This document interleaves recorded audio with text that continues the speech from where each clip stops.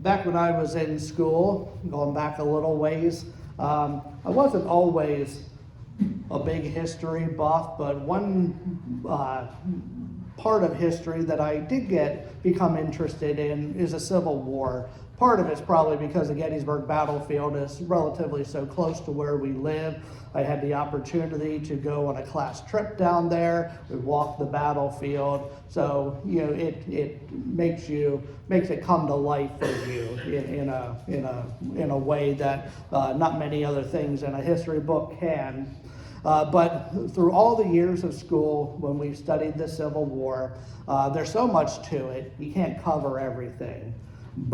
And there is one story from the Civil War that I know that I was never taught in school, and I only actually learned about it recently. And it happened. This specific story happened in September of 1862. The Union forces were down below the Mason-Dixon line. They were moving through Virginia, and there was a man named Corporal Barton Mitchell, who he was marching along with his fellow troops, and wouldn't you know, he found an envelope lying in the grass. So of course he picked it up, opened it up, found 3 cigars in there, which the cigars are really irrelevant, but they were in the envelope, along with a piece of paper.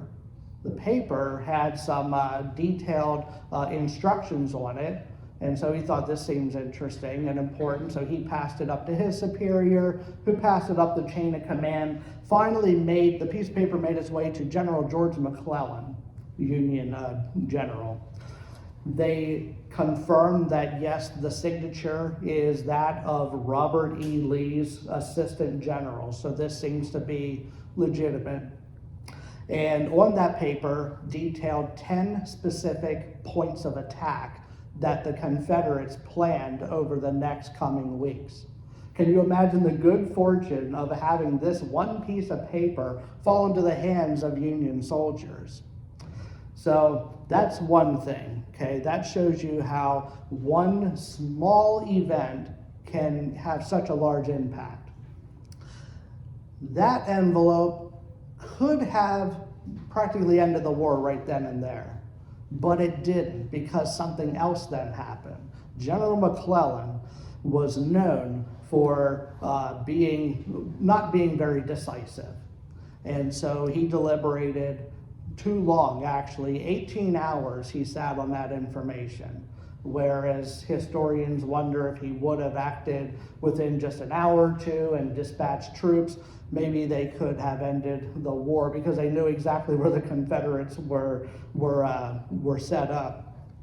Turns out that those 18 hours gave the Confederates a little more time to organize their defense. Turns out that 4 days later, the sides met at a place called Antietam, and they had a famous battle there. And the Union won in the end, so no surprise there. But that battle was fought on September 17th of 1862. It still remains the bloodiest day in American history, whereas over 22,700 Americans lost their lives. And we just wonder, had McClellan acted on that information a little sooner, maybe Antietam could have taken place in a different place and not as many lives lost, so we're speculating at that point. But I only mention that to say that sometimes specific events can have very drastic consequences. And what seem to be issues of timing can be very significant. We can look back, some people look back in the Bible and they say, well, the Gospels, Matthew, Mark, Luke, and John, we see these miracles happening. We see where Jesus just so happens to pass by someone who needs healing, and he does it. It's a little too much coincidence for my liking. Well, coincidence does happen. I would call it something else than coincidence, but I would say, what about the Civil War and these events in 1862? These were very specific timing issues that just so happened. And so it does happen. And so we can't discount the Bible because of that. And so I'd like to read one of those situations in the Bible where Jesus heals a man. It is in John chapter 5. I'd like to read the first 18 verses of that chapter now. And beginning in John 5, verse 1, it says, "Sometime later, Jesus went up to Jerusalem for a feast of the Jews. Now there is in Jerusalem, near the sheep gate, a pool, which in Aramaic is called Bethesda, and which is surrounded by 5 covered colonnades. Here a great number of disabled people used to lie, the blind, the lame, the paralyzed. One who was there had been an invalid for 38 years. When Jesus saw him lying there and learned that he had been in this condition for a long time, he asked him, 'Do you want to get well?' 'Sir,' the invalid replied, 'I have no one to help me into the pool when the water is stirred. While I'm trying to get in, someone else goes down ahead of me.' Then Jesus said to him, 'Get up, pick up your mat and walk.'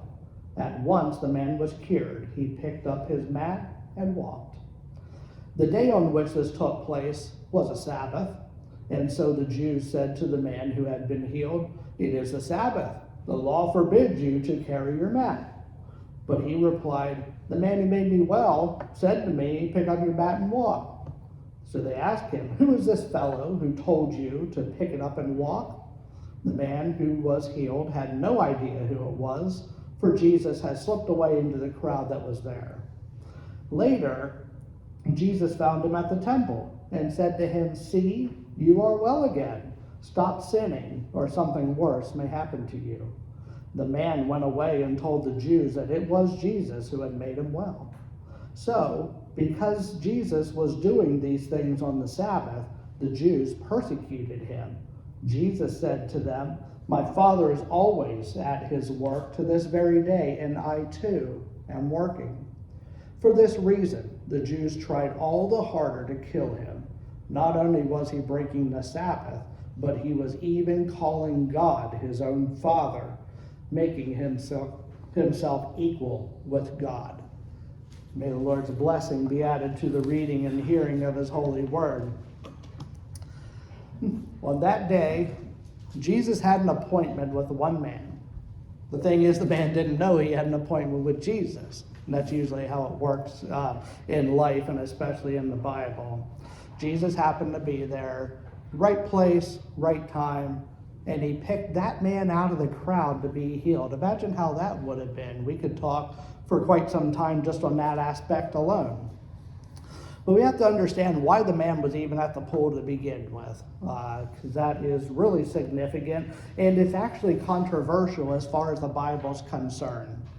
I want to try to make a long, complicated story as simple as possible, but we need to start by looking in your Bible. If you're using our NIV Pew Bible, you'll see here, if you start in chapter 5, and actually, let me just follow along and see what you're looking at. I have the same translation, just a little larger print for me to read, but the same exact words, and sometimes it's just printed slightly different, so I should have had this ahead of time. My apologies for that. But we start in John 5. Yep, it's just a big 5 there, so we assume it's verse 1. Then after that, you see verse 2, 3, 4, or sorry, no, you don't see. You see 2, 3, 5, 6, 7, and so forth. Little Freudian slip there. I skipped number 4. It's not there. The question is, why not? Did somebody who printed this just forget how to count after number 3? No, not at all. If you have a good Bible, like these here, you'll see a footnote at the bottom. And I'm not going to read all that. Basically, what happened is there are some words that are in some Greek manuscripts and were translated in older translations, such as the King James Version. And then by the time the NIV came along, which was probably 373 years or something after the King James Version, there's some manuscripts that don't have those verses. So the King James used what they had, NIV used what they had. but they're still preserving it and just giving you the information. They're saying some manuscripts have this.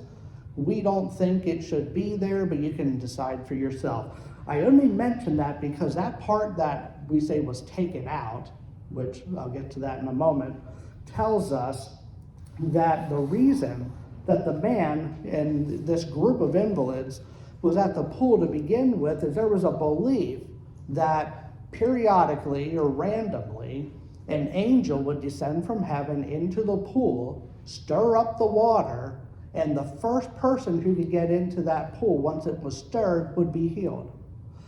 That's what it says in your King James Version. In your New King James Version, there might be a few other older translations. It's important to know whether that should be in the Bible or not. That's why they were there. They thought, we have to wait for the water to get stirred up. The first person in gets healed. Now, who is right? Should it be in there? Should it not be in there? I can give you an opinion. The opinion is the King James is correct and the NIV is correct. Why do I say that? Because the King James acted on what they had and they translated correctly. The NIV had 370 some years of other manuscripts, so they determined probably shouldn't be in there, so I think they also translated correctly. So I don't know if you count that being political or not, but I honestly think both are okay.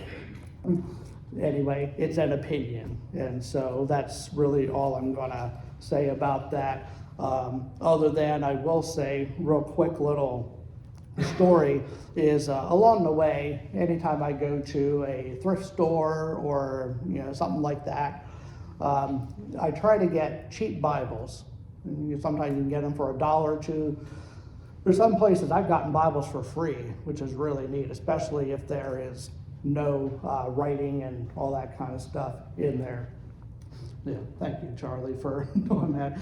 And so once upon a time, I got an NIV Bible. It was in pretty good shape, brought it home, and I was just looking through, how much writing is in here. Well, somebody in John 5 hand wrote in the margin with an arrow to where number 4 should be, they took this out.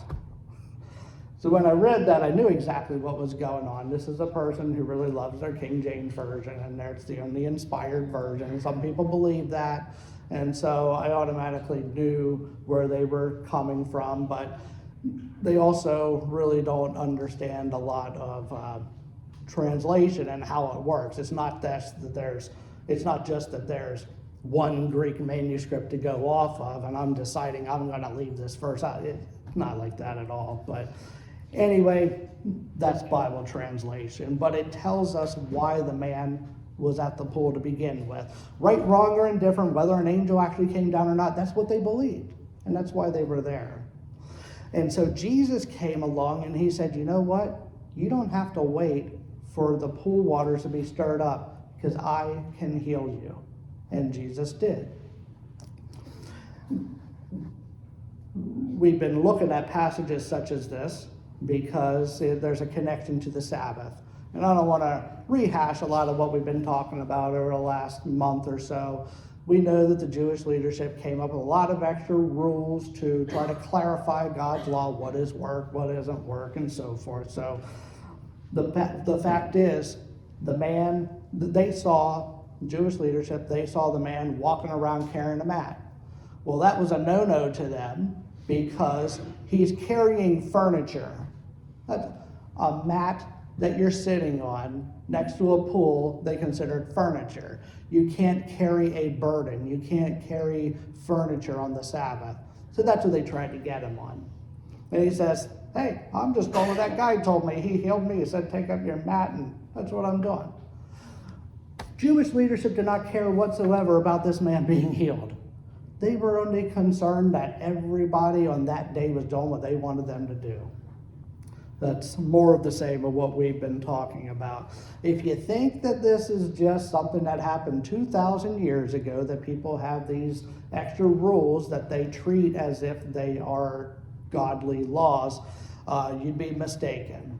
And there's more stories that I could share, but this one goes back to 1992. I know some of you weren't even born yet, but 1992 wasn't all that long ago in the big scheme of things. So this is one of those paragraph articles because it's in the international section of the LA Times. And I'm just going to read it word for word. Okay, this happened in Israel back in 1992. The article reads, tenants let 3 apartments in a predominantly ultra-Orthodox Tel Aviv suburb to burn while they ask a rabbi whether a call to the fire department on the Sabbath would violate Jewish tenets. Observant Jews are forbidden to use phones on the Sabbath because to do so would involve breaking electric current, which is considered a form of work. This is 1992, this is written. They are, however, permitted to break the Sabbath in the case of an emergency. It took a half hour for the rabbi to say yes. The fire spread to 2 neighboring apartments. No one was hurt in the blaze. It's still happening to this day. And so, I don't know what else to say about it other than that. But this is not just something that happened back in the days of Jesus. There are still people who are so concerned, I can't even pick up a phone and make a call on the Sabbath day. So I'm not going to judge them for that, but at the same time, you're standing by and letting apartments burn because you aren't sure if you're going to break the Sabbath. I can tell you what the greater good is there. You save the apartment, you make a call to the fire department. Everybody knows that. Apparently not. And so, back in the days of Jesus, these are the practical implications of this kind of belief about the Sabbath day. They believed that if someone was lame, such as this man, it was not work for 2, 3, 4 guys, whatever it took, to carry a man on the Sabbath day to the pool and lay him down. That's not work. But once that man is healed, it is work if he picks up a little cushion or a bed mat. You can't make this stuff up. And so here's the thing though. Jesus tells the man, get up, take your mat, and walk. Did Jesus not know it was a Sabbath? Didn't he know what the Pharisees were going to say? He knew all that. And he still said, I want you to pick up your mat and walk. Why would Jesus put the man in a position such as that? Well, several reasons. He wanted to see if the man would carry testimony. He also wanted to put the leadership in a position where they had to prove who they were to everyone. And because Jesus did so, at the very least, or I'd say the most, the gospel writers included all this in their account, so this is immortalized forever too. So that's a bit about the Jewish leadership. Didn't care at all about the man being healed, just cared about people observing their extra laws, rules, and interpretations. I don't ever hear anyone talking about the invalids. There's a whole bunch of other people here. I'm sure hundreds, could be more than that. What about them? They're all doing the same thing. And to paint the scene for you here, there's deaf people, there's blind people, there's lame people, there's probably people with broken bones, people who are demon possessed. They got something wrong with them and something serious. So the only thing they can think to do is, I got to be the first to get in that pool. So they are all sitting there. They are all focused on the pool, and that's not a bad thing in and of itself if they thought that would help them. But they focused on the pool to their detriment because it's like you can't see the forest for the trees. They focused on the pool and they didn't even see Jesus right there. And in the Bible, I'm not aware of a single circumstance where someone asked Jesus to heal them and he denied them. So it strongly suggests if somebody would have known Jesus, would have recognized him and said, Jesus, heal me, I'm sure he would have done it. But no, we're focused on the pool. That's how I think it's supposed to happen in their mind. That's what they're thinking. So they missed the very one in their midst who actually could have healed them because they were focused on the wrong thing. And so that's all I'll say about the invalids, not a whole lot there. And then we have that healed man. One man out of a whole group that Jesus singled out. The man didn't go up to Jesus, or couldn't have gone up, he was lame, but didn't call out to Jesus or anything. Jesus spies him. It says somehow Jesus asked someone, hey, what about that guy there? How long has he been lame? Hey, 38 years. Oh, okay, well, hey, you want to be made well? That's pretty much how it happened there. And so we read in verse 6, Jesus asked him, do you want to be made well? What a silly question, isn't it? That's what we think in our modern terms, right? I'm not sure it was that silly of a question. Because think about this. The man, he wasn't lame from birth, or else they would have told us that, but he's still lame for 38 years. 38 years is a long time. And so, why would Jesus ask such a question? I think he honestly asked the man that question because he wanted to know, do you still have some dignity? Have you lost your will to support yourself, to work? If I heal you, are you still going to go and beg? Or are you going to make something of your life? So he can only go off what the man says. And the man says, well, yeah, I want to be made well. So Jesus does that.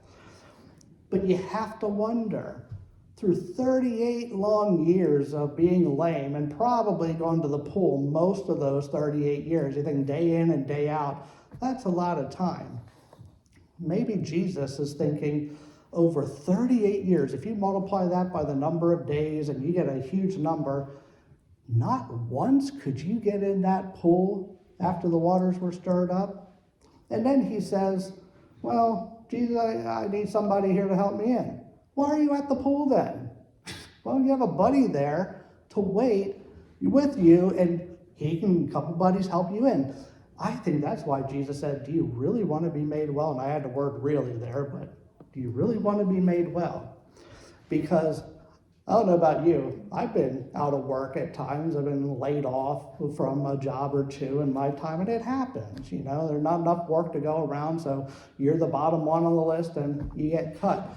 After 38 days of not working, it's hard to not lose your dignity if you're applying for everything under the sun. Imagine 38 years. And that's what this guy was dealing with here. And so Jesus just wanted to make sure that the man was going to take full advantage of God's grace if he offered it to him. And so as we look at these three different groups in this story, Jewish leadership, the whole group of invalids, and then this man in particular, can we see ourselves in any of those groups at any time in our lives? And I'd say I'm probably a part of each of the three at some point in my life. I've been like the Jewish leadership. When I first became a Christian, I started reading the Bible, started studying. I thought I knew a lot. I had God in my little box here, and okay, that makes sense. But then things happen, and I realized, maybe I wasn't right about that. And then you start questioning, and then you start refining and revising positions. So at some point, I was probably like them. Have you ever been like the other invalids? Are there times in your life where you're going through such a difficult time and you can't see Jesus for your circumstances? You're so focused on the wrong thing. And with me, I don't know about you, it's always after the fact. I look back and I was thinking, wow, if I would have just been a little more understanding, or if I had focused on the right thing, maybe this wouldn't have drug on so long. And so nobody to blame but myself. And then about the healed man. Do you want to be healed spiritually? That's what we should really look at this about. The healing is in a spiritual sense. The church is in a position that the rest of the world does not understand. The church asks people to give up a life of just complete pleasure. If it feels good, do it. Whatever you want to do is fine, and there's no consequences. We want you to give that up in order to embark upon a very difficult life of following Jesus. Because life doesn't get hard until you follow Jesus. If you have been a follower for any amount of time, you probably know that is true. Some people, the Bible talks about counting the cost. That's exactly what this is. Jesus wanted to ask that man, do you want to be healed? Are you counting the cost of what that's going to mean? He knew it was going to put him in a tight position with the Jewish leadership. They're going to see him carrying his mat. How's he going to respond? And honestly, in this case, didn't respond all that well. He goes and rats Jesus out the first time he gets a chance. We don't know what happened to the man after that, so we can't, stand in judgment one way or the other. But oftentimes in life, Jesus shows up when we least expect it. He chose one man out of that crowd to heal, and God's timing is always right. Some might have said, I'm trying to think how old Jesus, he would have been at least 30 then, couldn't he have come, a week before or a couple months before? God's timing is always right. There's so many things about the story we don't know. And there's so many things about God we will never know also. And so I just encourage you as we wrap this message up and prepare to go on our ways, I encourage you to do what Jesus commanded the man to do. Pick up and walk. Obviously not the mat, but pick up and walk. If you do so, it's a testimony to the rest of the world that I am following Jesus, regardless of what other people think. I might be the only person on the Sabbath day walking down Main Street carrying my mat, but I'm doing it because Jesus told me to do it. And so, one other thing, don't stay in one place. Keep going, keep doing, keep working for the kingdom of God. It's what Jesus told this man to do, and it's what he tells us to do by extension. So let us bow our heads now and close out with a word of prayer. Almighty God, we ask your blessing on each and every person here. We thank you for your holy word, and we thank you for the wisdom included and contained in it. We see how Jesus selected this one man out, and he gave him very specific instructions that were going to make that man a testimony one way or another. And God, we just ask that we would be obedient to you when you give us instructions as well. And so, God, we're just thankful that you have given us your Son, Jesus Christ, and that we know that he is always there for us. He's always looking out for us, and maybe if we haven't received that healing yet, or that specific situation in our lives hasn't been worked out, maybe it's just not our time yet. And God, we ask you to give us understanding and trust for you when that occurs. So we thank you and praise you in Jesus' holy name. Amen.